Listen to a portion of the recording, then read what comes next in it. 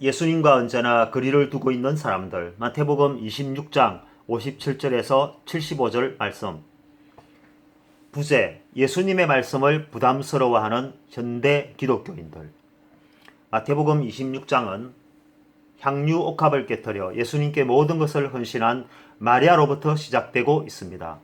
그러나 그와 반대로 예수님의 제자였지만 스승이신 예수님을 가야바 대제사장에게 팔아 넘겨주는 가룟 유다의 삶이 본연의 모습을 드러내고, 수제자였던 베드로마저 예수님을 부인하고 저주까지 하는 비극적인 사건이 마태복음 26장에 함께 나란히 기록되어 있습니다. 예수님을 언제나 따라다니며 함께 예배드리고 함께 기도하였던 제자들의 삶은 참으로 이해할 수 없는 스토리가 아닐 수 없습니다. 예수님을 은 30세겔에 팔아넘겨 결국에 죽음에 이르도록 한 가룟 유다의 삶은 참으로 안타까운 비극입니다. 그의 자살로 모든 죄가 덮어질 수도 없이 기독교 역사에 영원히 그 이름이 더럽혀져 있는 참혹한 기록이 되었습니다.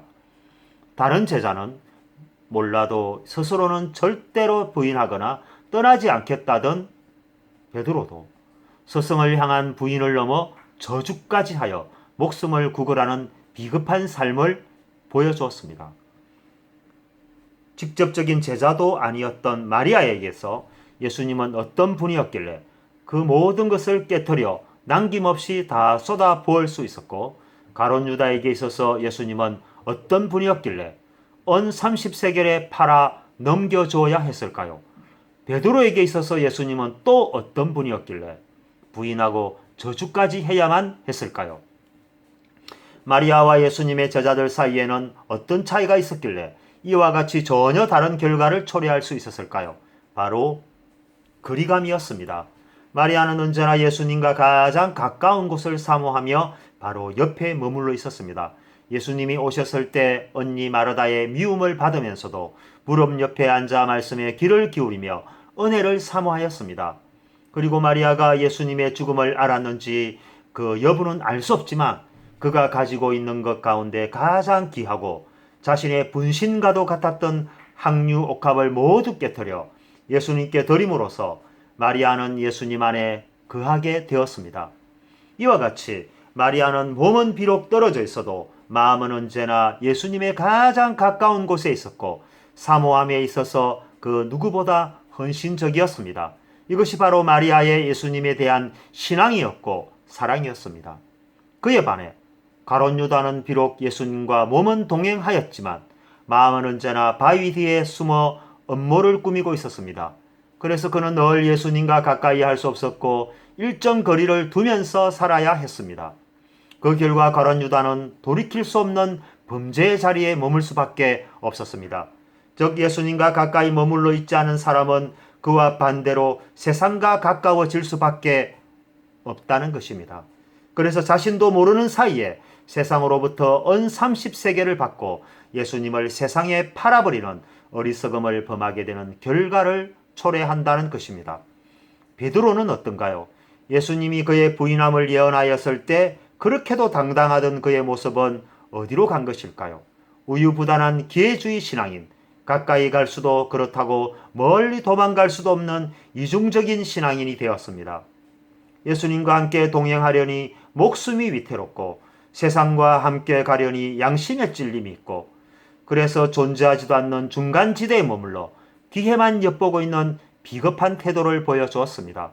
그러나 베드로는 이 일로 평생을 죄인처럼 살아야 했지만 철저한 회개와 예수님의 사랑과 용서를 통하여 불행한 과거사를 극복할 수 있는 힘을 가지고 있었습니다.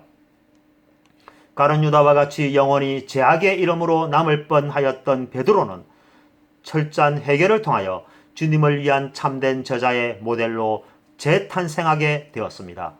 그는 스승을 부인하고 예수님과 항상 거리를 두면서 세상과 이웃하며 살았던 삶을 완전히 청산하고 예수님과 가장 근접한 삶을 살았으며 스승을 따라 순교자로서 일생을 마감하였습니다. 오늘날 우리는 어떻습니까? 우리는 지금 우리가 신앙하는 예수님과 어느 정도의 거리를 두면서 서 있다고 말할 수 있을까요? 마리아처럼 우리의 삶의 모든 것을 깨뜨려 예수님께 드려진 삶일까요? 아니면 가룟 유다와 같이 세상의 신앙을 다 팔아버리고 교회만 왔다 갔다 하는 빈 껍질의 기독교인으로 살아가고 있는 것일까요? 그것도 아니라면 베드로와 같이 세상의 건너편에서 예수님을 멀리서 바라보며 일정 거리를 유지하는 기회주의 신앙인일까요?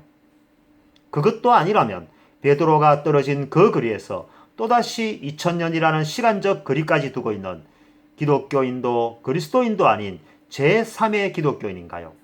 예수님께 모든 것을 바치기에는 세상에서 이뤄놓은 것이 너무 많은가요? 아니면 세상에서 이루고 싶은 것들이 많은 것인가요? 그것도 아니라면 세상에 진빚이 너무 많아서 정신없이 살아가는 불쌍한 사람인가요? 일정 거리를 두면서도 거리감을 느끼지 못하는 기독교인이 얼마나 많은가요? 이렇게 먼 거리에서 또다시 2000년만큼 멀어졌는데도 얼마나 더 멀어진 것인지 전혀 알지 못하는 기독교인. 이것이 바로 오늘날 기독교인의 정체성입니다. 가장 가까이 있어도 위험한 것이 죄인된 사람의 본성입니다.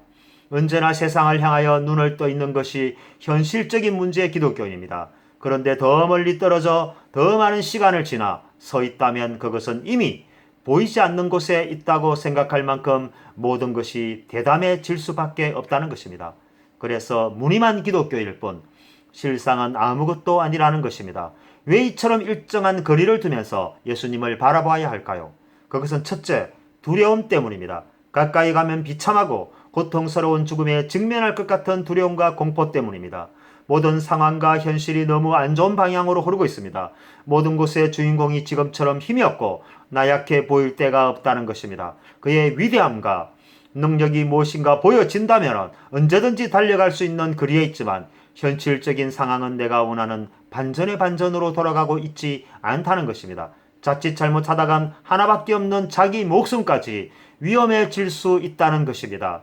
그래서 원하든 원치 않든 우선 내가 살기 위해서 부인하고 저주까지 해야만 한다는 것입니다. 이것이 우리의 삶이고 모습이라는 것입니다. 상황과 판세에 따라 요동치는 신앙인, 하나님이 복을 주시면 하나님께 감사와 영광을 돌려드리다가도 무엇인가 어려움과 고통이 닥치면 세상을 향하여 해결책을 찾고 손을 뻗치는 이중적인 태도를 보여준다는 것입니다. 이것이 바로 일정 거리를 두게 하는 사탄의 전략이며 세상의 원리입니다. 이러한 원리 앞에 모든 기독교인들이 끊임없이 무너져 내려간다는 것입니다. 둘째, 모든 생활의 중심을 세상에 두고 서 있기 때문입니다.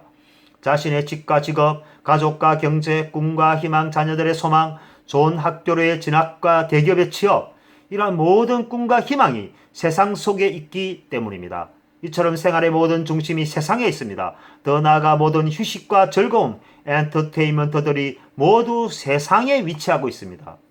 그에 반해 예수님 편에는 아무것도 보이지 않습니다.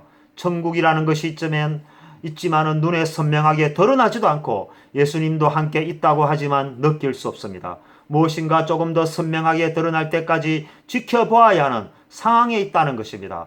그리고 천국이 좋다지만 지금은 세상이 더 좋다는 마음속에 악한 영향들이 지배하고 있다는 것입니다. 그래서 교회 안으로 세상의 즐거움을 끌어오고 있습니다.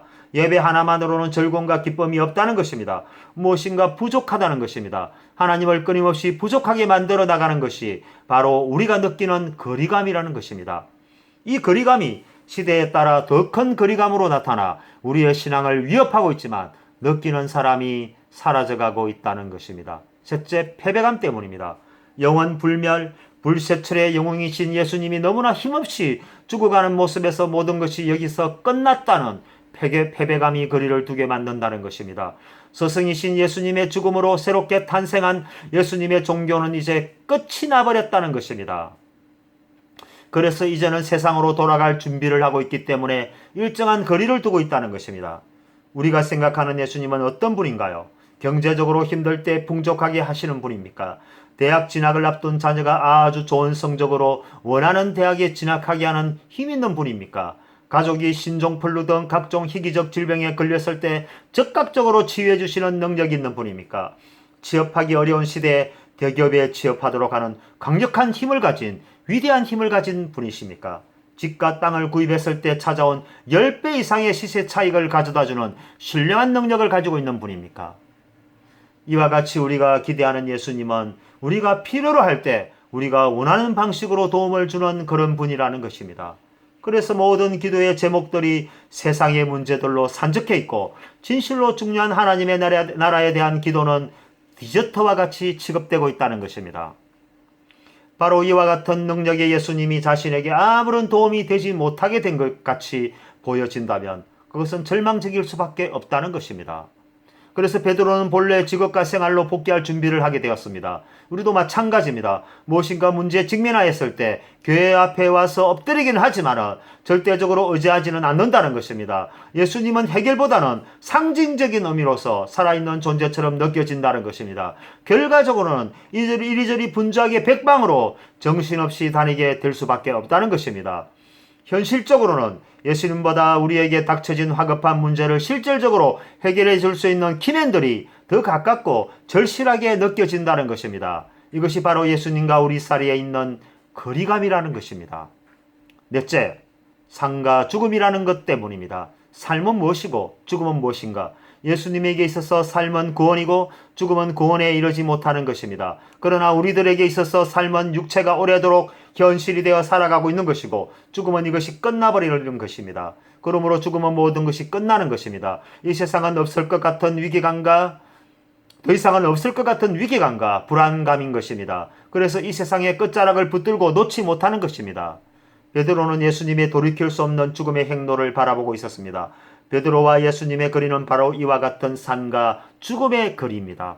베드로의 입장에서 보면 자신은 지금의 삶의 자리에 서 있습니다. 반대로 스승이신 예수님은 죽음의 자리에 서 있게 되었습니다. 그러므로 이 거리가 좁혀지기에는 너무 멀리 떨어져 있다는 것입니다. 오늘날 우리는 어떻습니까? 예수님의 십자가와 우리 사이에는 2000년이라는 세월의 장구한 거리가 있습니다. 베드로도 그 가까운 거리를 결국 좁혀 나가지 못한 채 스승의 죽음을 바라보아야 했는데 하물며 우리일까요? 예수님의 죽음은 이토록 멀리 있는 하나님과 우리 사이를 가장 가깝게 만들어 놓았지만 정작 우리는 부담스러워한다는 것입니다. 그분의 말씀이 부담스럽고 그분의 명령이 왠지 부담스럽다는 것입니다. 그러기에는 세상 속에 너무 깊숙이 자리를 잡아가고 있다는 것입니다. 교회는 다니지만은 예수님께서 내 것과 내 집과 내 인생의 행로를 마음대로 터치할 수 없다는 것입니다. 그래서 예수님과 우리의 거리는 2000년만큼이나 멀어져 버렸다는 것입니다. 그러나 우리가 종교인이 아니라면, 그래서 결국 해결을 선택한 베드로의 삶으로 회복하고 싶다면 이 거리는 결국 어디에선가 좁혀지고 만나져야 한다는 것입니다. 그러기 위해서 우리는 첫째, 해결을 해야만 합니다. 우리의 잘못을 하나님께 정직하게 자백하고 용서를 구해야 합니다. 해결 없이 회복은 절대로 불가능합니다. 죄인된 우리가 하나님 앞에서 회개 없이 하나님을 결코 만날 수 없습니다. 우리의 모든 부끄럽고 더러운 삶의 실체와 모양들을 낱낱이 구하고 자비와 용서를 구해야 합니다. 그것은 진심에서 나와야 합니다. 형식이 아닙니다. 절차도 아닙니다. 그러나 시기를 늦출 수는 없는 것입니다. 우리가 우리의 삶의 시간을 결정하는 것이기 아니기 때문에 해결은 지금 하는 것이지 내일로 미루는 것이 아닙니다. 진정한 해결을 통하여 우리는 예수님을 만나고 그 거리는 1m 안으로 들어와야 합니다. 1m의 거리는 끊임없는 회개를 통하여 성장하는 우리와 예수님 사이의 긴장감입니다. 둘째, 말씀과 기도의 생활입니다. 이것은 성령을 구하는 것입니다. 가룟 유다와 베드로가 말씀을 적게 들어서 스승을 팔고 부인한 것이 아니었습니다. 항상 옆에 따라다니며 우수한 기적과 말씀을 들었지만 그들은 잘못된 길을 걸어갔습니다. 그러므로 우리는 성령을 구해야 합니다. 우리의 마음을 잡아주고 컨트롤해 줄 수 있는 성령의 절대적인 도움이 있어야 합니다. 그러므로 성령을 구하는 것은 모든 것을 구하는 것과 같습니다. 성령을 통해서 말씀을 바라보며 그 말씀이 살아서 움직이는 것을 목격하게 될 것입니다. 말씀과 기도는 예수님과 우리 사이에 있는 높은 담을 허물고 길을 내는 중요한 모티브가 되는 것입니다. 셋째, 삶의 적용입니다. 신앙생활은 주일 생활이 아닙니다. 주일 교회에서 사람들에게 보여지는 활동들은 누구나 할 수 있습니다. 일주일에 하루만 참여하면 됩니다. 하루도 몇 시간에 불과합니다. 교회에서 다른 사람들에게 칭송받고 좋은 말들을 듣는 것은 아주 쉬운 일입니다. 상식이 있으면 누구든지 덕담으로 서로를 존귀하게 여겨줄 수 있습니다. 그러나 생활은 다릅니다. 생활은 우리가 실제로 직면하는 현실입니다. 신앙이 현실에 왔을 때 모든 것이 무너져 버린다면 그것은 올바른 신앙인이 아닙니다. 그러므로 우리의 실제적인 삶의 적용이 무엇보다 중요합니다. 그러기 위해서 우리의 생활 현장에서 더욱더 주님을 의지할 수밖에 없고 기도할 수밖에 없습니다. 그러므로 생활 가운데서의 승리적인 삶을 살기 위하여 더 많은 말씀과 기도가 필요하게 되었습니다. 그래서 예수님과 우리가 분리된 삶이 될 수 없도록 해야 합니다. 넷째, 예배와 복음입니다. 예배와 복음은 우리가 예수님과 우리를 가장 가깝게 하는 것입니다. 이것은 우리의 목적이고 살아있는 이유입니다. 예배와 복음이 없다면 예수님에게 있어서 우리는 꼭 필요한 사람이 아닙니다. 그러나 예배와 복음을 위하여 우리는 선택을 받고 우리는 하나님과 1대1로 기도할 수 있게 되었습니다. 그러므로 우리가 예배를 드리고 복음을 전하는 일은 선택적 사항이 아니라 절대적인 소명입니다. 우리가 교회 안에서 분주하게 봉사하는 일은 마르다처럼 절대적인 것이 아닙니다. 예수님께서도 그런 마르다보다 오히려 진실된 예배에 참여한 마리아를 칭찬하였습니다. 그러므로 예배는 하나님의 영광을 위하여 우리가 반드시 해야 할 은혜이며 복음은 모든 백성들이 함께 참여해야 할 건강한 열매입니다. 이제 우리는 2000년만큼이나 멀리 떨어져 있는 예수님을 만나게 되었습니다. 우리는 그토록 멀어졌던 거리를 예수님의 보혈로 가까워지게 되었습니다. 그러나 우리에게도 회개와 회복과 치유가 필요합니다. 그리고 예배와 복음, 말씀과 기도생활, 세상 속에서 구별되어지는 삶의 적용이라는 결단들이 요구되었습니다. 이것은 아름답고 좋은 것이지만 두려움이라는 것도 함께 나타납니다. 그러나 그것은 잠시일 뿐입니다. 이제 언제나처럼 예수님과는 거리를 두고 세상과는 친밀한 관계를 지내면서 살아왔던 이중적인 교회 생활을 청산하고 이러한 4가지 과정들을 통하여서 주님과 동행하는 그리스도인으로 다시금 태어날 수 있기를 기대하는 것입니다. 그래서 다시 만난 예수님과 다시는 헤어짐이 없는 삶이 계속되어야 할 것입니다.